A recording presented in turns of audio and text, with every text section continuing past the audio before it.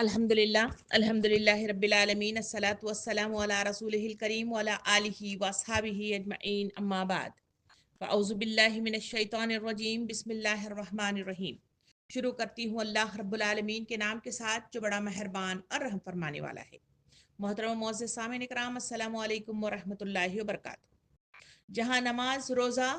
کا ذکر پچھلی کلاسوں میں آ چکا تھا کہ وہ احکام اللہ رب العالمین نے امت مسلمہ پر نازل فرمائے، تو اسی کے بعد جو اس سے جڑا ہوا جو احکام جو حکم مجھے اور آپ کو مخاطب کرتا ہے وہ ہے زکوٰۃ۔ سامعین کرام، نماز اور روزے کے بعد اللہ تعالیٰ نے قرآن مجید میں زکوٰۃ کا حکم دیا ہے، اور نماز کے بعد اسلام کا سب سے بڑا رکن زکوٰۃ ہی ہے۔ نماز اور زکوٰۃ دو بڑے ستون ہیں جن پر اسلام کی عمارت کھڑی ہوئی ہے، اگر یہ ہٹ جائیں تو اسلام قائم نہیں رہ سکتا۔ زکوٰۃ کے معنی ہیں پاکی اور صفائی کے، اپنے مال میں سے ایک حصہ حاجت مندوں اور مسکینوں کے لیے نکالنے کو زکوٰۃ کہا جاتا ہے۔ اسی لیے آدمی مال اور اس مال کے ساتھ خود آدمی کا نفس بھی پاک ہو جاتا ہے، اور جو شخص اللہ کی دیے ہوئے مال میں سے حق نہیں نکالتا وہ اس کا مال بھی ناپاک ہو جاتا ہے اور نفس بھی ناپاک ہو جاتا ہے۔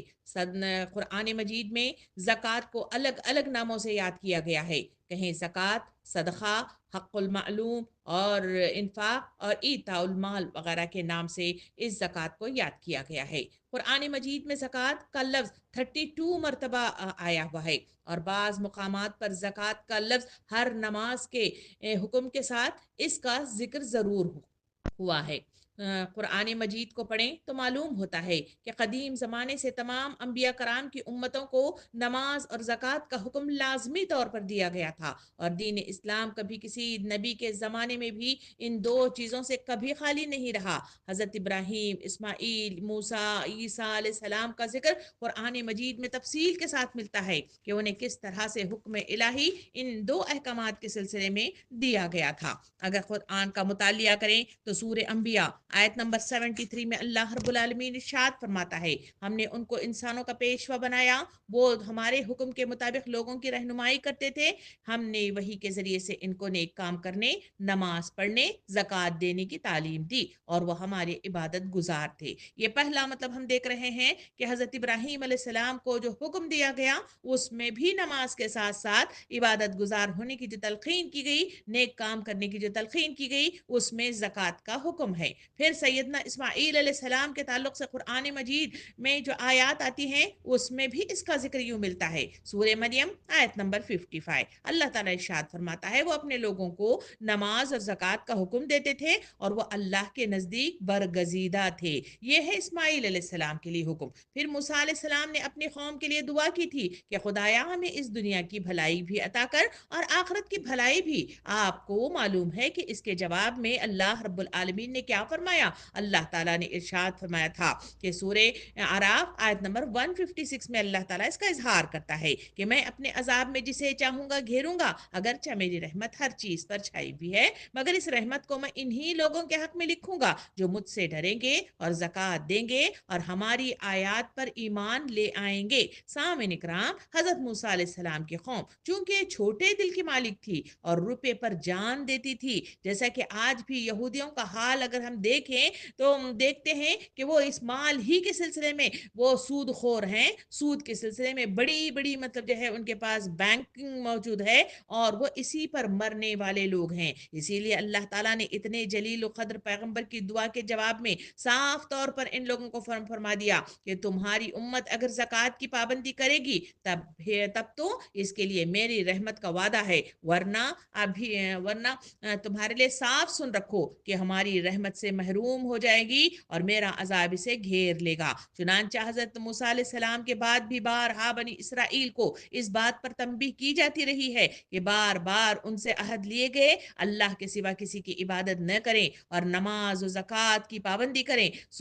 یہاں تک کہ آخر میں صاف نوٹس مجھے اور آپ کو سورہ مائدہ آیت نمبر 12 میں یوں ملتا ہے، یعنی اللہ تعالیٰ نے فرمایا کہ اے بنی اسرائیل میں تمہارے ساتھ ہوں، اگر تم نماز پڑھتے اور زکوٰۃ دیتے رہو اور ہمارے رسولوں پر ایمان لاؤ اور جو رسول آئیں ان کی مدد کرو اور اللہ کو قرض حسن دو تو میں تمہاری برائیاں تم سے دور کر دوں گا. یہ مطلب وہ انبیاء کرام کے الگ الگ پیرائے میں ہر امت پر اللہ رب العالمین نے زکوٰۃ اور نماز کے یعنی عبادات کا لازماً مطلب جو ہے حکم دیا. اور یہ آدم علیہ السلام کے بعد سے لگاتار محمد صلی اللہ علیہ وسلم تک یہ حکم جاری رہا ہے اور اب ہم تک پہنچا ہوا ہے. جہاں نبی کریم صلی اللہ علیہ وسلم کے بعد عیسیٰ علیہ السلام کا ذکر اگر قرآن مجید میں دیکھیں تو وہاں مجھے اور آپ کو سورہ مریم آیت نمبر 31 میں اللہ رب العالمین ارشاد فرماتا ہے اللہ تعالیٰ نے مجھے برکت دی جہاں بھی میں ہوں اور مجھے ہدایت فرمائی کہ نماز پڑھوں اور زکوٰۃ دیتا رہوں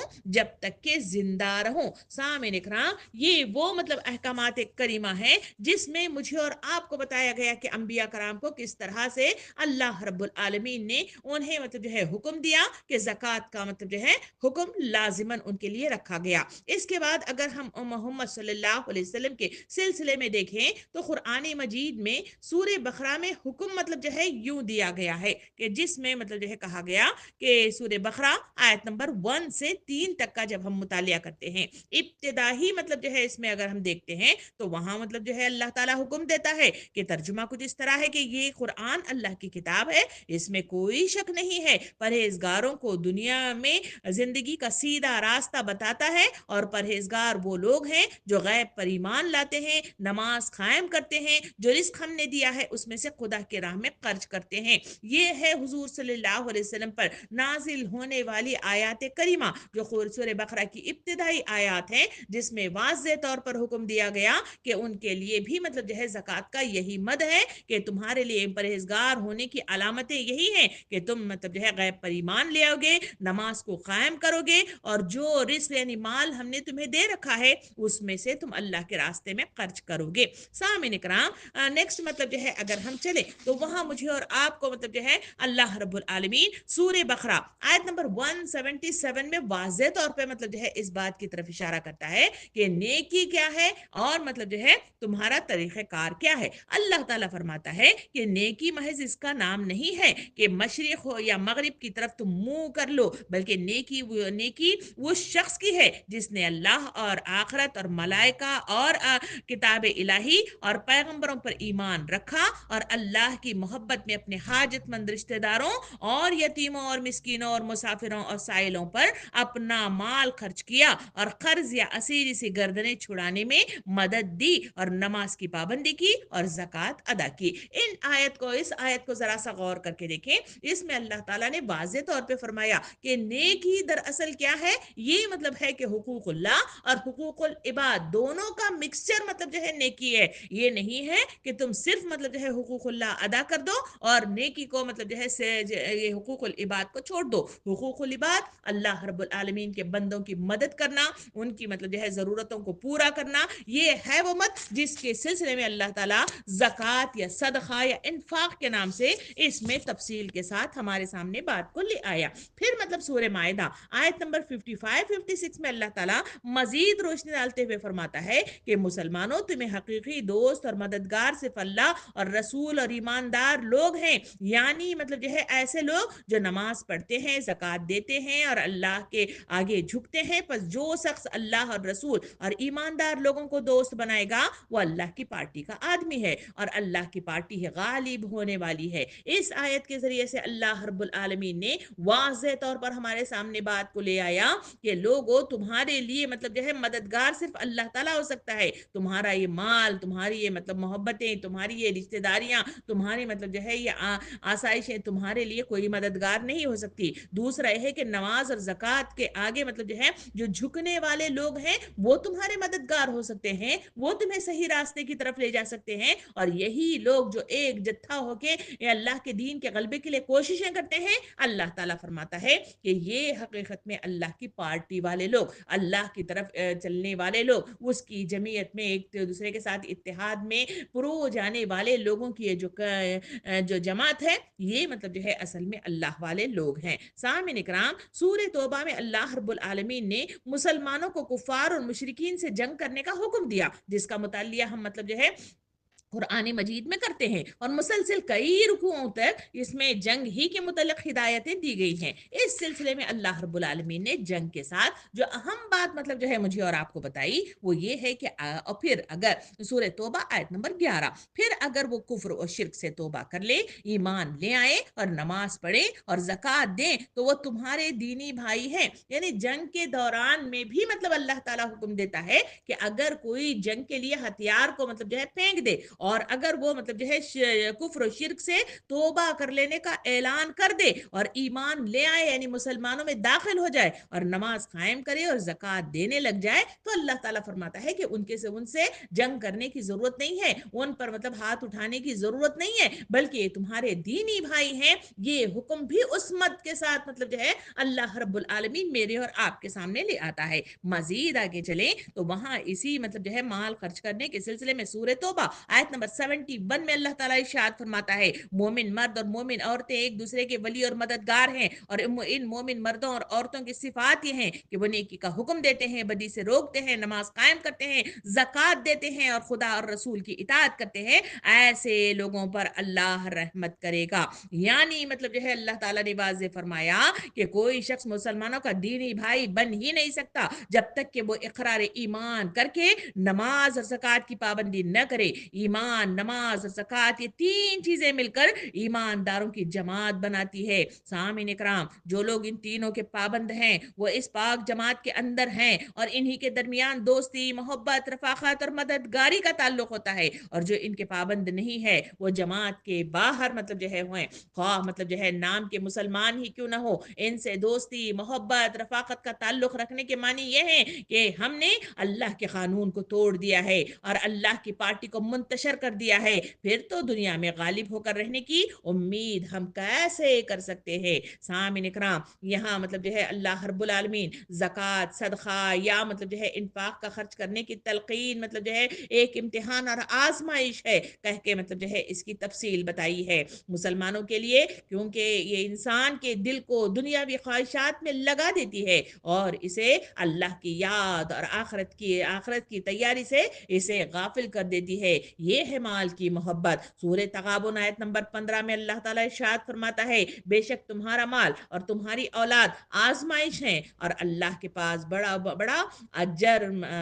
ہے۔ سورہ فجر میں اللہ رب العالمین ارشاد فرماتا ہے، اور تم مال سے بہت زیادہ محبت کرتے ہو۔ اور سورہ تکاثر میں اللہ تعالیٰ فرماتا ہے کہ زیادہ سے زیادہ مال حاصل کرنے کی دھن نے تمہیں لبے گور تک پہنچا دیا ہے۔ سامعین اکرام، یہ مال بڑی مطلب جو ہے سخت چیز ہے، جس کے نتیجے میں آدمی پریشان حال ہو جاتا ہے، اور اسی کے نتیجے ہی میں آدمی بہت سارے مطلب جو ہے غلط کام کرنے پر تیار ہو جاتا ہے۔ سامعین اکرام، نبی کریم صلی اللہ علیہ وسلم نے ارشاد فرمایا، بے شک ہر امت کے لیے ایک فتنہ آزمائش ہوتا ہے اور میری امت کے لیے مال فتنہ ہے۔ دوسری حدیث مبارکہ میں ارشاد فرمایا کہ اگر آدمی کے پاس دو وادیاں سونے کی ہو تو وہ تیسرے کی خواہش کرے گا، اور انسان کے پیٹ کو مٹی کے سوا کوئی چیز نہیں بھر سکتی۔ نبی صلی اللہ علیہ وسلم نے ارشاد فرمایا، دو بھوکے بھیڑیے بکریوں کے ریوڑ میں اتنا نقصان نہیں پہنچاتے جتنا انسان کے دین کو، مال اور شریعت کی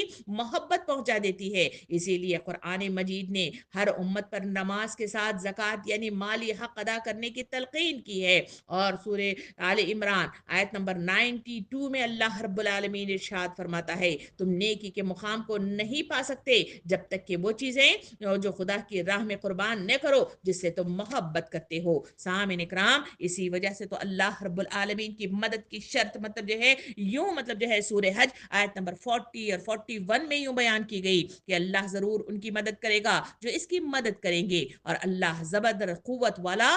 سب پر غالب ہے۔ یہ وہ لوگ ہیں جن کو اگر ہم زمین میں حکومت بخشیں تو یہ نماز قائم کریں گے، زکوٰۃ دیں گے، نیکی کا حکم دیں گے، بدی سے روکیں گے، اور سب چیزوں کا انجام خدا کے ہاتھ میں ہے۔ یعنی اس آیت کے ذریعے سے اللہ رب العالمین نے وہ تمام مطلب جو ہے چیزیں بتائی کہ انسان کا غلبہ آ جائے تو اسے کیا کرنا چاہیے، اور اگر انسان کے پاس مال مطلب جو ہے میسر آ جائے تو اسے کیسا رویہ اپنانا چاہیے۔ اس مطلب آیت کے ساتھ اللہ کی مدد کی شرط مطلب واضح کر دی گئی۔ اللہ رب العالمین نے بنی اسرائیل کو نوٹس دے دیا تھا، اس کی تاریخ بتاتی ہے کہ انہیں صاف صاف بتا دیا گیا تھا کہ میں اس وقت تک تمہارے ساتھ ہوں جب تک کہ کہ تم نماز پڑھتے ہو، زکوٰۃ دیتے رہو گے اور میری نبیوں کے مشن میں ان کا ساتھ دو گے، یعنی میرے قانون کو دنیا میں جاری رکھنے کی کوششیں کرتے رہو گے، جو ہی تم اس کام کو چھوڑ دو گے پھر میں اپنا ہاتھ تمہاری مدد سے کھینچ لوں گا۔ ٹھیک یہی بات اللہ رب العالمین مسلمانوں سے بھی فرمائی ہے، ان سے صاف کہہ دیا ہے کہ اگر زمین میں طاقت حاصل کر کے تم نماز قائم کرو گے اور زکوٰۃ دو گے اور نیکیوں کو پھیلاؤ گے اور بدیوں کو مٹاؤ گے تب ہی تو میں تمہاری مدد کروں گا جس کا میں تم سے وعدہ کر رہا ہوں۔ سامعین اکرام، اس کے بعد ہم آگے چلے تو اللہ رب العالمین ہمارے سامنے مطلب جو ہے اللہ کی پارٹی والے لوگوں کا تذکرہ کرتا ہے، یعنی وہ جمعیت جو اللہ رب العالمین کی برگزیدہ ہے اور اللہ رب العالمین کی محبوب ہے اور اللہ رب العالمین کی خوشنودی کے لیے اتحاد یعنی ایک جمعیت کی شکل میں مطلب جو ہے منظر عام پر آتی ہے۔ ایسے لوگوں کے اوصاف کیا ہے؟ وہ مال کی مد میں یوں اللہ رب العالمین نے قرآن مجید میں مختلف پیرائے میں میرے اور آپ کے سامنے تفصیل لے آئی ہے۔ آئیے اس کو ایک نظر دیکھتے ہوئے ہم بات کو آگے بڑھائیں۔ وہاں مطلب جو ہے حزب اللہ کے مطلب جو ہے مطلوبہ اوصاف کے سلسلے میں سب سے پہلی مطلب جو ہے وہ شق یہ رکھی کہ وہ لوگ ہوتے ہیں جن کے دل تنگ نہیں ہوتے۔ اس پارٹی میں تنگ دلوں کے لیے جگہ نہیں ہے، اس میں صرف وہی لوگ داخل ہو سکتے ہیں جن کے دل بڑے ہوتے ہیں۔ اسی وجہ سے تو اللہ رب العالمین نے وہاں فرمایا کہ جو لوگ دل کی تنگی سے بچ گئے وہی فلاح پانے والے لوگ ہیں، یعنی اس دار اسلام میں داخل ہونے کے لیے پہلی چیز دل کا تنگ ہونا نہیں بلکہ فراغ دل ہونا ہے۔ دل کا فراغ دل ہونا کیا ہے؟ جو اللہ رب العالمین نے مال کی محبت ہمارے سینوں میں رکھی ہے اس کو نکال پھینکنا اور اللہ کے راستے میں اس کو قربان کر دینا، یہ ہے فراغ دلی۔ اس کے بعد دوسرے مطلب جو ہے وصف بتایا گیا کہ وہ مطلب جو ہے فراغ حوصلہ ہوتے ہیں۔ اس کے سلسلے میں اللہ رب العالمین سورہ نور آیت نمبر 22 میں اس طرح ارشاد فرماتا ہے، تم میں سے جو خوشحال اور صاحب مقتدر لوگ ہیں وہ اپنے عزیزوں اور مساکین اور مطلب جو ہے خدا کی راہ میں خرچ کرنے والوں کی مدد سے ہاتھ نہ کھینچ لے، وہ بلکہ چاہیے کہ ان کو معاف کرے اور درگزر کرے۔ کیا تم نہیں چاہتے کہ اللہ تمہیں بخشے؟ حالانکہ اللہ بخشنے والا اور رحم فرمانے والا ہے۔ سامعین کرام، یہ آیت جو ہے اس موقع پر نازل ہوئی تھی جب حضرت ابوبکر صدیق رضی اللہ عنہ کے ایک عزیز نے آپ مطلب جو ہے رضی اللہ عنہ کی صاحبزادی حضرت عائشہ رضی اللہ عنہ پر تہمت کا الزام لگایا تھا اور حضرت ابوبکر صدیق رضی اللہ عنہ نے اس ناروا حرکت سے ناراض ہو کر ان کی مالی مدد بند کر دینے کا مطلب جو ہے اعلان کیا تھا۔ جب یہ مطلب آیت نازل ہوئی تو حضرت ابوبکر صدیق رضی اللہ عنہ کانپ اٹھے اور انہوں نے کہا کہ میں خدا کی بخشش چاہتا ہوں، اور اس شخص کی پھر مطلب جو ہے مدد شروع کر دی جس سے ان کو اس قدر مطلب جو ہے سخت روحانی اذیت پہنچی تھی۔ تو اس میں بتایا گیا کہ فراغ حوصلہ بھی ہونا چاہیے، چھوٹی موٹی باتوں پر لوگوں سے برگزیدہ ہو جانا، ان سے دور ہو جانا، غصہ آور ہو جانا اور مطلب جو ہے ہاتھ روک لینا، یہ مطلب جو ہے مومنوں کی نشانیاں نہیں ہے۔ تیسری صفت بتائی گئی کہ اس میں سورہ دہر آیت نمبر 8 اور 9 میں بتایا گیا کہ محض خدا کی محبت میں مسکین اور یتیم اور قیدی کو کھانا کھلاتے ہیں اور کہتے ہیں کہ ہم صرف مطلب جو ہے خدا کے لیے تمہیں کھلا رہے ہیں، تم سے کوئی بدلہ یا شکریہ نہیں چاہتے۔ یہ وصف ہے، دیتے ہوئے کبھی مطلب جو ہے ریاکاری کے جذبات ان کے دلوں میں پیدا نہیں ہوتے۔ جی چوتھا وصف ہے پاک دل وہ لوگ ہوتے ہیں۔ یہاں اس پاک دل والوں کی ضرورت ہے جو خدا کی دی ہوئی دولت میں سے اللہ کے راستے میں بہتر سے بہتر مال چھانٹ کر دیتے ہیں۔ سورہ بقرہ آیت نمبر 267 میں اللہ تعالیٰ ارشاد فرماتا ہے، اے ایمان والو، تم نے جو مال کمائے ہیں اور جو رزق تمہارے لیے ہم نے زمین سے نکالا ہے اس میں سے اچھا مال راہ خدا میں صرف کرو، برے سے برا چھانٹ کر نہ دو۔ یعنی واضح بتایا گیا کہ تمہیں مطلب جو ہے مال دیتے ہوئے اچھی چیزوں کو مطلب دینا ہے، وہی چیزیں کہ اگر تمہیں مطلب جو ہے کوئی دے تو تم اس کو پسند کرو۔ یہ وہ مطلب جو ہے شرط ہے جو مطلب جو ہے ایک مومن ہونے والی علامتوں کے ساتھ اللہ رب العالمین قرآن مجید میں مال کے سلسلے میں کہتا ہے۔ اور پانچ مطلب جو ہے بس بتایا گیا کہ قرآن مجید میں اللہ تعالیٰ فرماتا ہے کہ ہمت والوں کی ضرورت ہے جو تنگ دستی اور مطلب جو ہے غربت اور افلاس کی حالت میں بھی اپنا پیٹ کاٹ کر خدا کے دین کی خدمت اور خدا کے بندوں کی مدد میں روپیہ صرف کرنے کرنے سے ذرائع نہیں کرتے. اس کا ذکر سورہ آل عمران آیت نمبر 133 میں اللہ تعالیٰ ارشاد فرماتا ہے اپنے پروردگار کی مغفرت اور اس جنت کی طرف لپکو جس کی وسعت زمین اور آسمان کے برابر ہے جو تیار کر کے رکھی گئی ہے ان پرہیزگار لوگوں کے لیے جو خوشحالی اور تنگ حالی دونوں حالتوں میں خدا کے لیے خرچ کرتے ہیں. یعنی یہاں پہ بتا دیا گیا کہ لوگوں کے مطلب جو ہے دل اتنے مطلب جو ہے فراغ دل ہوتے ہیں, چاہے تنگی ہو چاہے مطلب فراغی ہو, ہر حال میں اللہ کے راستے میں خرچ کرنے کے لیے وہ مطلب جو ہے منظر عام پر آتے ہیں. یہ مطلب یہ کیفیت ہمیں صحابہ کرام کی زندگیوں میں میسر آتی ہے. چھٹی مطلب جو ہے جو صفت بتائی گئی وہ ہے سخاوت پیشہ یہ لوگ ہوتے ہیں. اسی کے لیے اللہ رب العالمین نے سورہ بقرہ آیت نمبر 272 میں اللہ تعالیٰ فرماتا ہے کہ تم جو کچھ بھی راہ خدا میں خرچ کرو گے وہ تمہارے لیے ہی بھلائی ہے, جبکہ تم اپنے اس خرچ میں خدا کے سوا کسی اور کے خوشنودی نہیں چاہتے. اسی طرح جو کچھ بھی تم کار خیر صرف کرو گے اس کا پورا فائدہ تم کو ملے گا اور تمہارے ساتھ ذرہ برابر ظلم نہیں ہوگا. یعنی تمہارا یہ سخاوت پیشہ ہونا, یعنی یہاں ایمانداروں کا مطلب جو ہے تذکرہ کیا گیا جو سچے دل سے اس بات پر یقین رکھتے ہیں کہ جو کچھ خدا کے راہ میں خرچ کیا گیا ہے وہ ضائع نہیں جائے گا اور خدا دنیا اور آخرت میں ان کا بہترین اجر یا بدلہ عطا فرمائے گا. اسی لیے وہ محض خدا کے خوشنودی کے خاطر خرچ کرتے رہتے ہیں. اس بات کی پرواہ نہیں کرتے یہ لوگ کہ لوگوں کو ان کی فیاضی اور سخاوت کا حال معلوم ہو یا مطلب نہیں, اور کسی نے ان کی بخشش کا شکریہ ادا کیا ہے یا نہیں کیا ہے. ساتھ وہ مطلب جو ہے بس بتایا گیا کہ ہر حال میں خدا کو یاد رکھنے والے لوگ ہوتے ہیں جو دولت مندی اور خوشحالی میں بھی خدا کو نہیں بھولتے, جن کو محلوں اور مطلب جو ہے بیٹھ کر ناز و نام میں رہ کر بھی خدا ہمیشہ یاد رہتا ہے. اس کا تذکرہ کرتے ہوئے سورہ منافقون آیت نمبر 9 میں اللہ رب العالمین ارشاد فرماتا ہے اے ایمان والو, المال اور اولاد کی محبت تم کو خدا کی یاد سے غافل نہ کر دے. جو ایسا کرے گا وہی مطلب جو ہے خسارے میں رہنے والے لوگوں میں شمار ہوگا. یعنی مطلب جو ہے اللہ رب العالمین نے واضح طور پہ فرمایا کہ لوگوں مطلب جو ہے تمہارے لیے مطلب جو ہے خدا کو یاد ہر حال میں جو رکھنے والے لوگ ہیں وہی ایسے لوگ ہوتے ہیں جو ہر حال میں اللہ سے غافل نہیں ہوتے بلکہ ہمیشہ یاد رکھتے ہیں. 8واں وصف بتایا گیا کہ وہ احسان بالکل بھی نہیں جتاتے. سورہ بقرہ آیت نمبر 264 میں اللہ تعالیٰ ارشاد فرماتا ہے اے ایمان لانے والو, اپنے خیرات کو احسان جتا کر اور اذیت پہنچا کر ضائع نہ کر دو اس شخص کی طرح جو محض لوگوں کو دکھانے کے لیے اور نام چاہنے کے لیے خرچ کرتا ہے اور اللہ اور آخرت پر ایمان نہیں رکھتا. یہ مطلب وہ وصف ہے جس کے تعلق سے بتایا گیا کہ یہ وہ لوگ ہوتے ہیں جو کبھی احسان نہیں جتاتے. وہ 9واں وصف بتایا گیا کہ وہ مال جمع کر کے نہیں رکھتے. اس کا ذکر سورہ توبہ آیت نمبر 34 میں اللہ تعالیٰ فرماتا ہے جو لوگ سونا اور چاندی جمع کر کے رکھتے ہیں اور اسے خدا کی راہ میں خرچ نہیں کرتے انہیں سخت سزا کی بشارت سنا دو. یعنی وہ لوگ مطلب جو ہے ایک کے بعد مطلب تجوریاں بھرتے نہیں جاتے بلکہ اسے اللہ کے راستے میں خرچ کرنے کے لیے اپنے ہاتھوں کو اپنے دلوں کو فراغ دل بناتے ہیں. سامعین اکرام 10واں وصف بتایا گیا کہ خدا کی راہ میں رخصت ہمیشہ وہ طلب نہیں کرتے رہتے.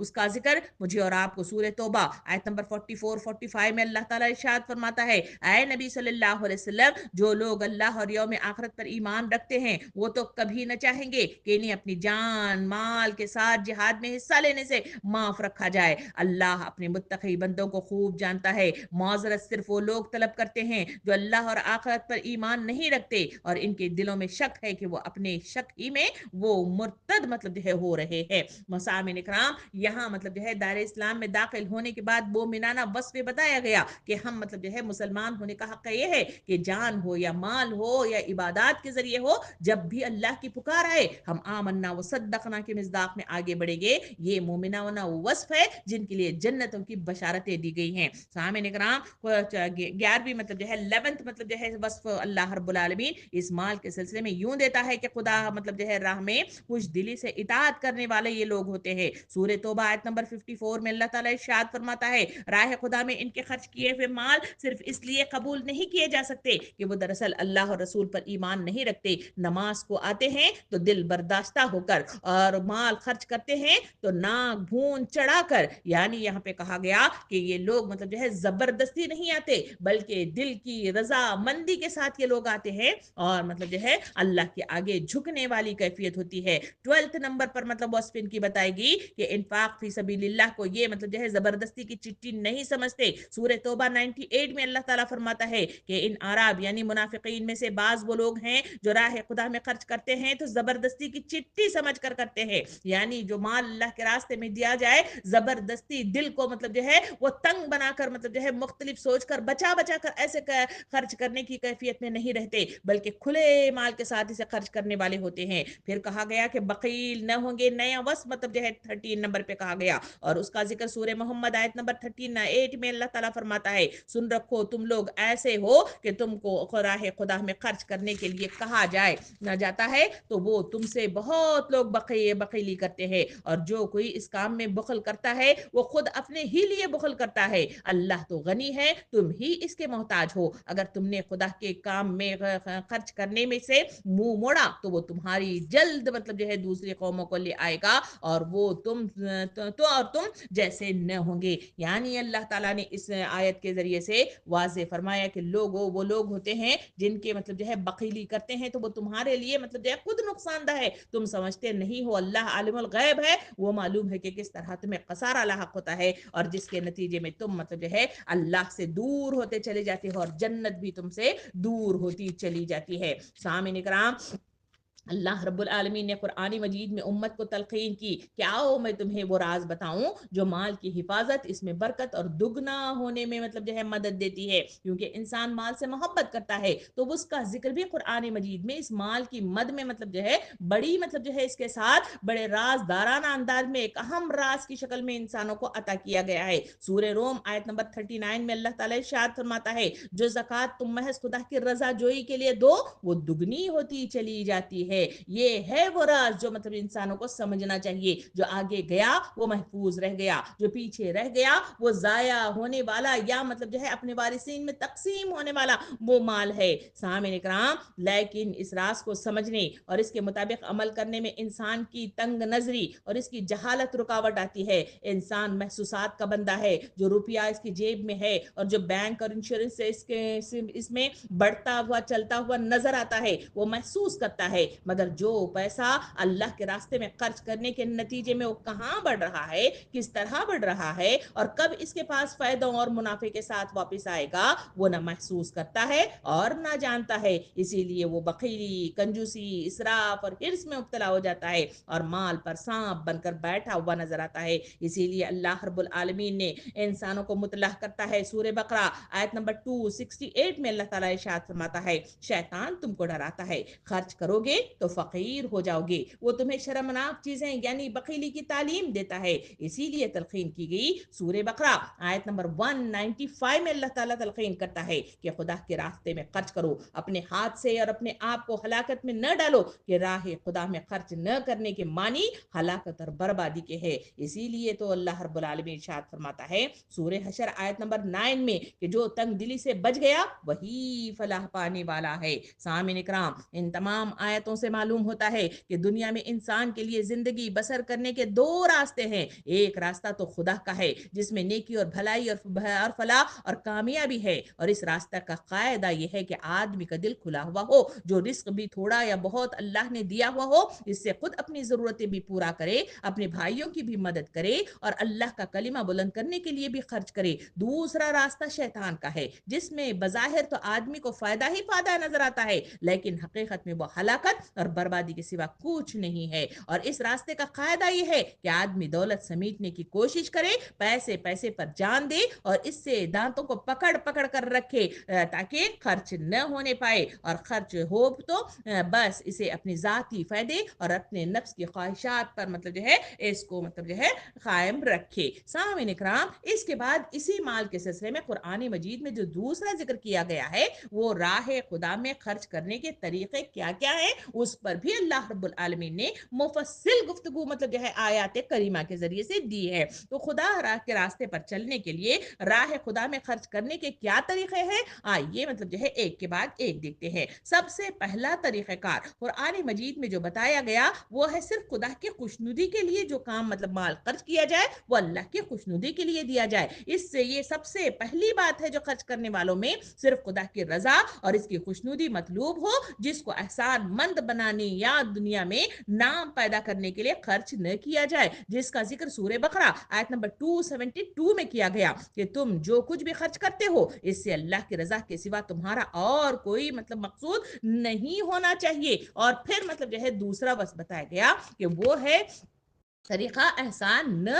جتایا جائے. یعنی دوسری بات یہ ہے کہ کسی کو پیسہ دے کر یا روٹی کھلا کر یا کپڑا پہنا کر احسان نہ جتایا جائے اور ایسا برتاؤ نہ کیا جائے جس سے اس کے دل کو تکلیف پہنچے. اس کا ذکر سورہ بقرہ آیت نمبر 262 سے 263 میں اللہ تعالیٰ ارشاد فرماتا ہے جو لوگ اللہ کی راہ میں خرچ کرتے ہیں اور پھر خرچ کر کے احسان نہیں جتاتے اور تکلیف نہیں پہنچاتے ان کے لیے خدا کی یہاں اجر ہے اور انہیں کسی نقصان کا خوف یا رنج نہیں ہے. رہی وہ خیرات جس کے بعد تکلیف پہنچائی جائے تو اس سے یہی بہتر ہے کہ سائل کو نرمی سے ٹال دیا جائے یا اس سے کہہ دیا جائے کہ بھائی معاف کرو. یہ مطلب جو ہے دوسرا طریقہ کار ہے کہ احسان نہ جتایا جائے. تیسرا طریقہ بتایا گیا قرآن مجید میں وہ ہے مال دیا بہتر مال دیا جائے. یعنی تیسرا قاعدہ یہ ہے کہ خدا کی راہ میں اچھا مال دیا جائے، برا چھانٹ کر نہ دیا جائے. جو لوگ کسی غریب کو دینے کے لیے پھٹے پرانے کپڑے تلاش کرتے ہیں یا کسی فقیر کو کھلانے کے لیے بدتر سے بدتر کھانا کے نکالتے ہیں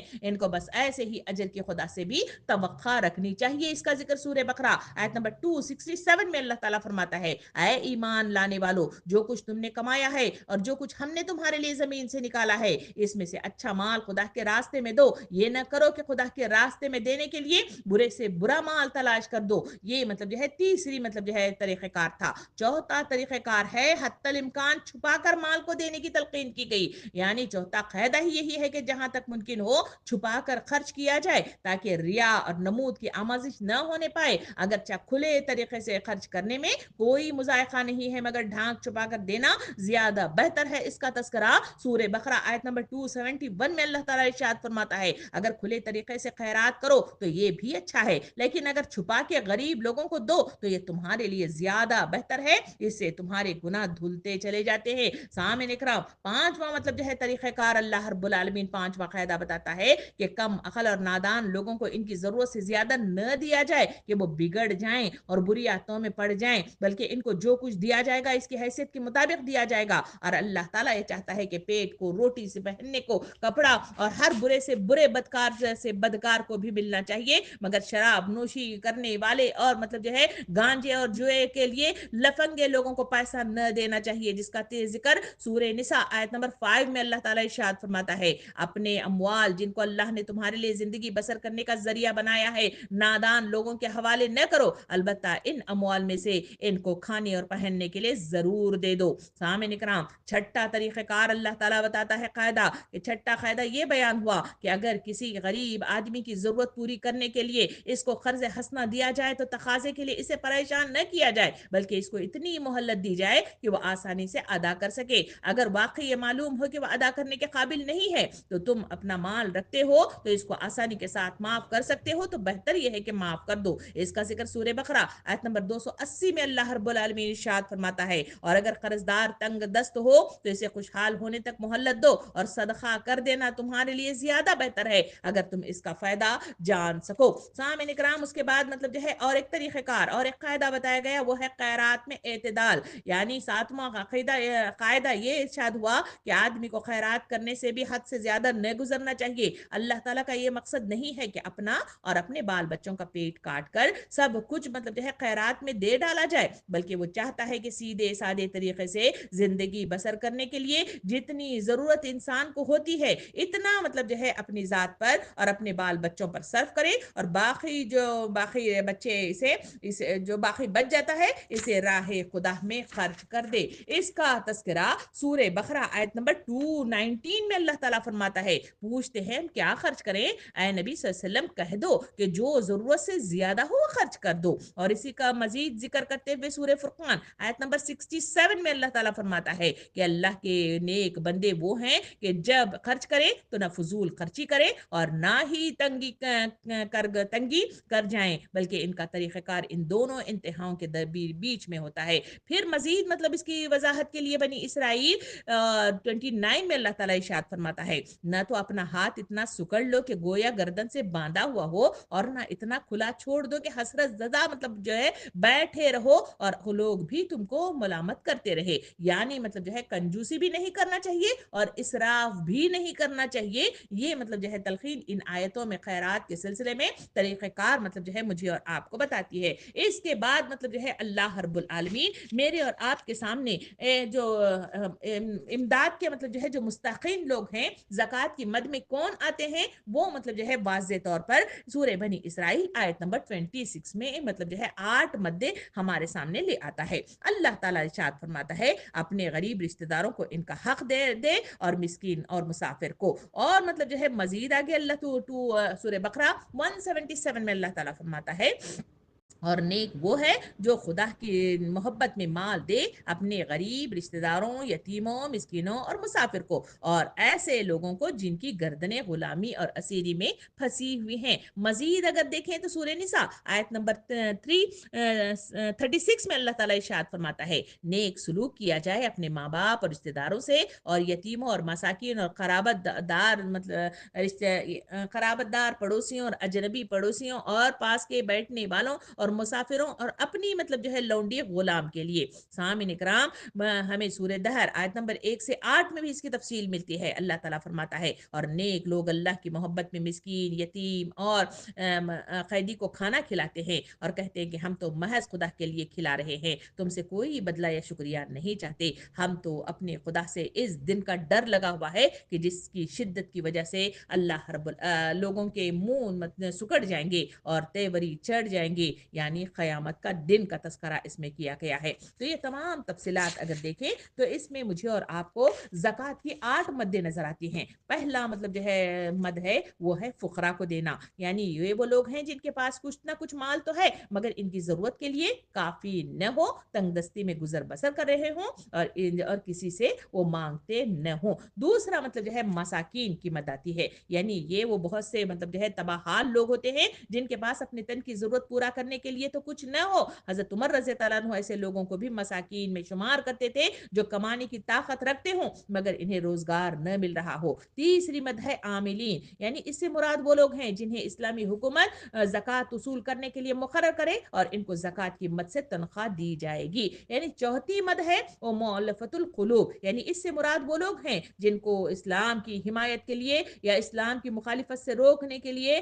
پیسہ دینے کی ضرورت پیش آ جائے، نیز ایسے میں وہ نو مسلم بھی داخل ہیں جنہیں مطمئن کرنے کی ضرورت ہو۔ اگر کوئی شخص اپنے کافر قوم کو چھوڑ کر مسلمانوں میں آ ملنے کی وجہ سے بے روزگار اور تباہ حال ہو گیا ہو تب تو اس کی مدد کرنا مسلمانوں پر ویسا ہی فرض ہے، لیکن اگر وہ مالدار ہو تب بھی اسے زکوٰۃ دی جا سکتی ہے تاکہ اس کا دل اسلام پر جمع رہے۔ اور مطلب جو ہے پانچویں مد ہے پھر رقاب، یعنی اس سے مراد وہ شخص ہے جو غلامی کے بندے مطلب جو ہے چھوٹ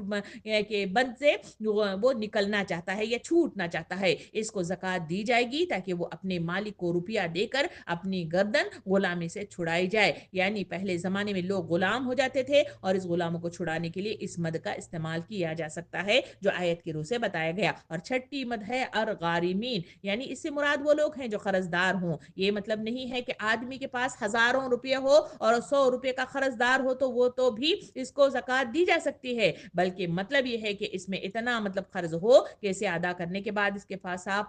مقدار نصاب سے کم مال بچتا ہو اور اسے زکوٰۃ دی جا سکتی ہے۔ ساتواں مطلب جو ہے مد ہے فی سبیل اللہ، یہ عام مطلب جو ہے لفظ ہے جو تمام نیک کاموں میں استعمال ہوتا ہے، لیکن خاص طور پر اس سے مراد نیک حق کا مطلب جو ہے جھنڈا بلند کرنے کے لیے وہ جدوجہد میں مطلب مدد کرنا ہے۔ نبی صلی اللہ علیہ وسلم نے ارشاد فرمایا کہ زکوٰۃ لینا کسی مالدار آدمی کے لیے جائز نہیں ہے، لیکن اگر مالدار آدمی جہاد کے لیے مدد کا حاجت مند ہو تو اسے زکوٰۃ دی جا سکتی ہے۔ اسی لیے ایک شخص اپنی جگہ مالدار صحیح لیکن جہاد کے لیے جو غیر معمولی مصارف ہوتے ہیں اس کو وہ محض اپنے مال سے کسی طرح پورا کر سکتا ہے، اس کام میں زکوٰۃ سے اس کی مدد کی جا سکتی ہے۔ آخری مد ہے ابن سبیل یعنی مسافر، اگرچہ مسافر کے پاس اس کے وطن میں کتنا ہی مال ہو لیکن حالت مسافرت میں اگر وہ محتاج ہو گیا ہو تو وہ زکوٰۃ اسے دی جا سکتی ہے۔ سامعین کرام، یہ وہ احکامات ہیں کہاں طریقہ کار کے سلسلے میں ہے، زکوٰۃ کے سلسلے میں انبیاء کرام کا مطلب جو ہے پہلے سے جہاں ان کو ذکر کیا گیا وہ بھی معاملہ ہے، اور مطلب جو ہے انسانوں کے اوصاف کیسے ہونے چاہیے اس مال کے سلسلے میں وہ بھی تفصیلات اس میں بتائی گئی، اور وہ مدیں بھی مطلب جو ہے قرآن مجید کے ان آیتوں کے ذریعے سے ہمیں مفصل گفتگو پورے مطلب جو ہے موضوع کو احاطہ کرنے والا مجھے اور آپ کو قرآن مجید میں زکوٰۃ کی مد میں بیان کیا گیا ہے۔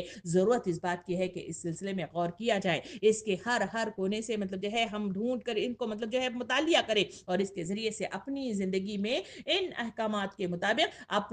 عملی طور پر اپنا کردار مطلب جو ہے ظاہر کرنے کی کوشش کرے۔ یہی مسلمانیت ہے، یہی مومنیت ہے، اور یہی مطلب جو ہے اللہ کے راستے میں آگے بڑھنے والا صحیح طریقہ کار ہے۔ اللہ رب العالمین سے دعا ہے کہ ان احکامات پر عمل کرنے والے، اللہ کے راستے میں خرچ کرنے والے، اپنے ہاتھوں کو اوپر والا ہاتھ بنانے والے، اور ہمیں ہمیشہ مطلب جو ہے ہمارے دل کو تزکیے کا سامان پیدا کرانے والے اور مال کی محبت سے بہت دور